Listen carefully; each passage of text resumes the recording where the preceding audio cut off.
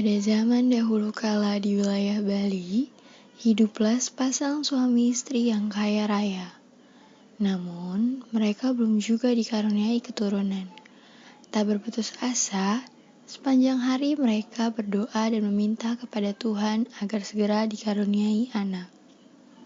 Tuhan akhirnya mengabulkan doa dan permintaan mereka. Tak lama kemudian, sang istri akhirnya mengandung dan melahirkan seorang bayi lelaki yang sehat dan kuat. Bagaimana Bu, kondisi anak kita? Sehat? Syukurlah Pak, anak kita terlahir sehat. Bayi lelaki itu tumbuh sangat cepat. Meski masih bayi, nafsu makannya sangat kuat. Seiring berjalannya waktu, bayi itu tumbuh menjadi anak-anak. Besar tubuhnya pun bertambah dan meningkat pula nafsu makannya. Sekali makan, ia dapat menghabiskan jatah makan 10 orang dewasa. Ia pun diberi nama Kebo Iwa, paman kerbau makna namanya. Jika Kebo Iwa makan 3 kali sehari, kira-kira dia akan menghabiskan berapa porsi orang dewasa ya? Adik-adik, dalam menyelesaikan permasalahan tersebut, kita dapat menggunakan perbandingan. Apa itu perbandingan? Perbandingan merupakan proses membandingkan nilai dari dua besaran sejenis, seperti skala, faktor perbesaran, dan pengecilan. Dalam hal ini, kita akan belajar mengenai faktor perbesaran, di mana diketahui 1 kali makan sama dengan 10 porsi orang dewasa. Dan yang ditanya, jika Kebo Iwa makan 3 kali sehari, maka akan menghabiskan berapa porsi orang dewasa? Misalkan, porsi 3 kali makan sama dengan X, maka 1 sama dengan 10, 3 sama dengan X. Penyelesaiannya, 1/3 sama dengan 10 per X. Kemudian kita kali silang.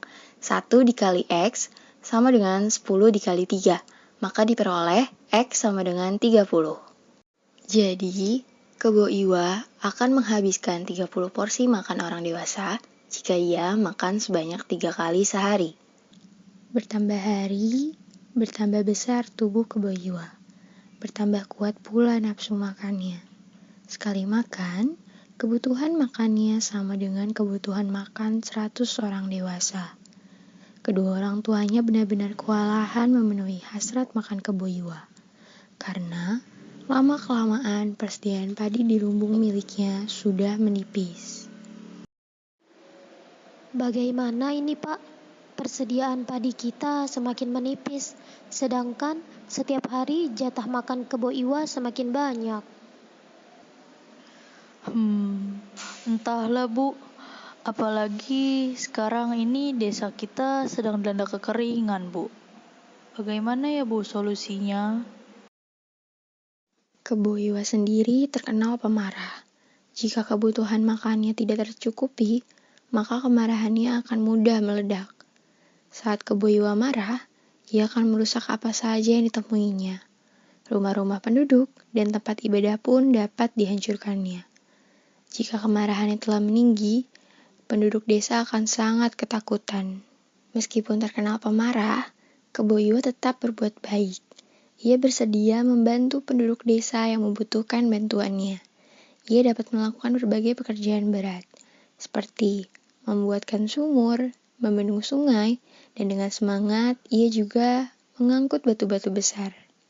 Sumur yang digali oleh Kebo Iwa berada pada titik A pada sumbu koordinat berikut ini.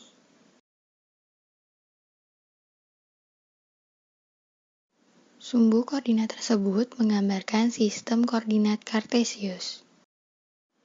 Apa yang dimaksud dengan sistem koordinat Kartesius?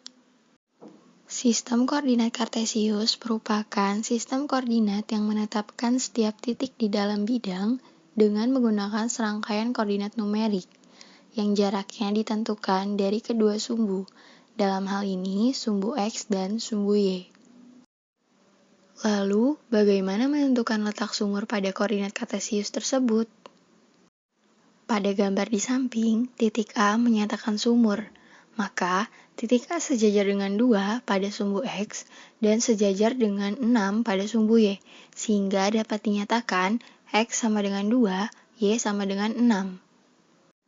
Jadi, letak sumur pada sistem koordinat tersebut adalah di 2,6. Kebo Iwa dengan cepat melaksanakan pekerjaan tersebut, yang biasanya lama jika dilakukan oleh satu orang saja. Setelah pekerjaan yang dilakukannya selesai, tentu saja ia meminta imbalan berupa makanan dalam jumlah yang cukup untuk membuatnya kenyang. Hahaha. Hei kamu, aku lapar sekali. Makanan apa yang kamu punya? Aduh, maaf Kebo Iwa, persediaan nasiku sudah habis. Aku tidak punya makanan apapun lagi. Jangan mempermainkanku.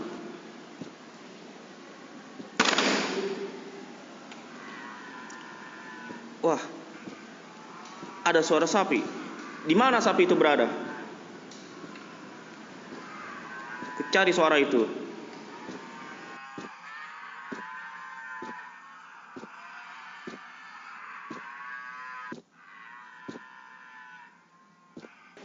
Lihatlah ini. Saya menemukan kandang. Ternyata kandangmu ini banyak sapi.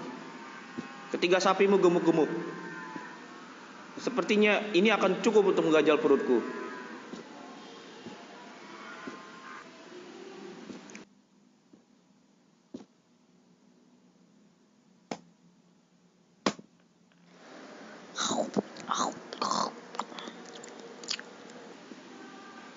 Nah, kalau perutku kenyang kan, semuanya jadi beres. Meskipun Kebo Iwa juga suka membantu penduduk, tetapi kebiasaan yang sering marah membuat para penduduk takut dan menjadi resah. Karena ketakutan dan keresahannya, akhirnya para penduduk memutuskan untuk membicarakan hal tersebut kepada kepala desa. Pak Kepala Desa, meskipun Kebo Iwa suka membantu, tetapi sikapnya ya Pak, yang suka marah saat tidak diberi makanan, itu sangat membuat kami takut Pak. Benar Pak, kita harus berbuat sesuatu ini.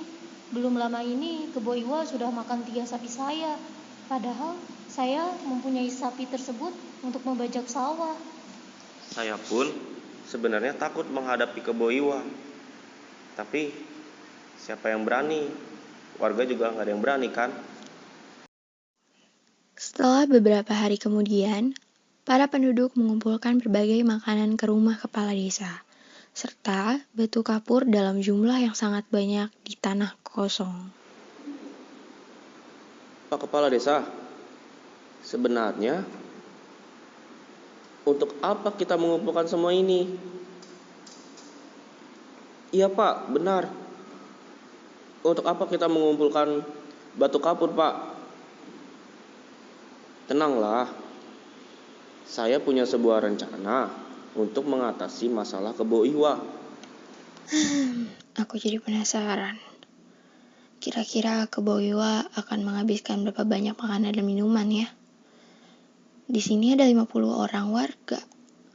Dan setiap warga membawa 1 daging segar, 3 porsi nasi, 5 gelas susu, dan 1 ikat sayuran.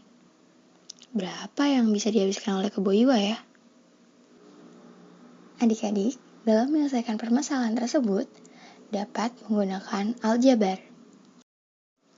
Apa itu aljabar? Aljabar merupakan materi matematika yang mempelajari struktur, hubungan, dan kuantitas. Dalam mempelajari aljabar, digunakan simbol variabel untuk mempresentasikan bilangan secara umum sebagai sarana penyederhanaan dan alat bantu untuk menyelesaikan masalah. Sekarang, ayo kita bantu warga untuk memecahkan masalah tersebut. Diketahui, warga desa yang ikut adalah 50 orang, dan setiap warga membawa 1 daging segar, 3 porsi nasi, 5 gelas susu, dan 1 ikat sayuran. Dan ditanya, total masing-masing makanan dan minuman yang terkumpul. Kita misalkan terlebih dahulu, nasi sama dengan K, daging segar sama dengan L, susu sama dengan M, dan sayur sama dengan N. Maka diperoleh 50 dikali 3K tambah L tambah 5M tambah N sama dengan 50 dikali 3K ditambah 50 dikali L ditambah 50 dikali 5M ditambah 50 dikali N sama dengan 150K ditambah 50L ditambah 250M ditambah 50N. Jadi, total masing-masing makanan dan minuman yang terkumpul adalah sebanyak 150 porsi nasi, 50 porsi daging segar, 250 gelas susu, dan 50 sayur-sayuran. Saat sudah terkumpul, makanan dan batu kapurnya, kepala desa dan beberapa penduduk desa mendatangi Kebo Iwa. Hei, kenapa kalian datang ke sini? Apa kalian punya makanan? Kebo Iwa, dengarkan. Tujuan kami ke sini, kami ingin kamu mau membantu kami. Memangnya apa yang bisa aku bantu? Yang bisa kamu bantu, Kebo Iwa, bangun kembali rumah yang telah kamu rusak. Karena apa? Karena desa kita telah mengalami kekeringan yang cukup lama. Banyak penduduk yang gagal panen. Bangun juga sebuah waduk, Kebo Iwa, agar masalah gagal panen ini dapat teratasi di desa kita, sehingga para warga pun tidak akan mengalami kesulitan untuk memenuhi kebutuhan makanan. Bahkan itu pun termasuk kebutuhan makananmu. Tenanglah, selama ada banyak makanan untukku, aku siap membantu membangun desa ini. Kebo Iwa pun membangun kembali rumah yang rusak akibat perbuatannya sendiri. Setelah selesai memperbaiki rumah, ia pun kembali mendatangi warga untuk meminta makanan. Hei para warga, lihatlah. Rumah-rumah telah selesai aku perbaiki. Sekarang mana makanannya?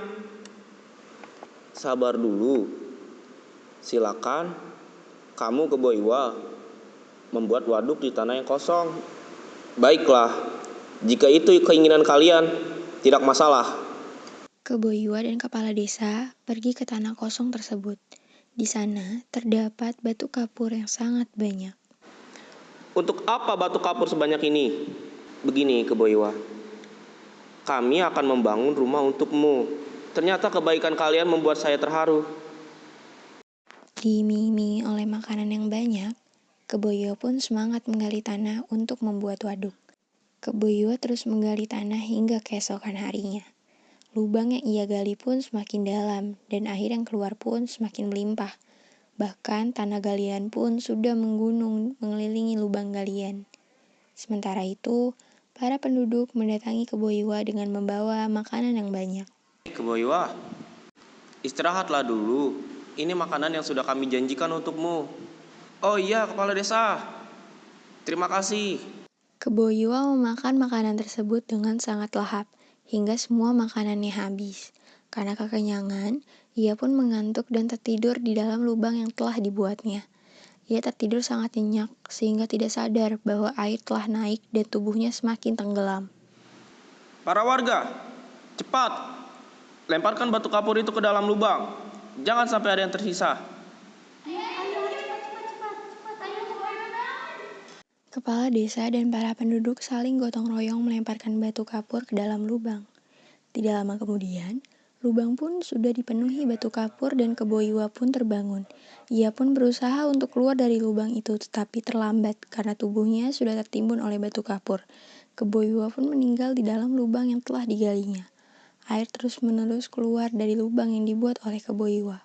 Akibatnya, lubang tersebut lama-kelamaan berubah menjadi danau, dan galian tanah yang menumpuk tinggi berubah menjadi sebuah gunung di pinggir danau tersebut.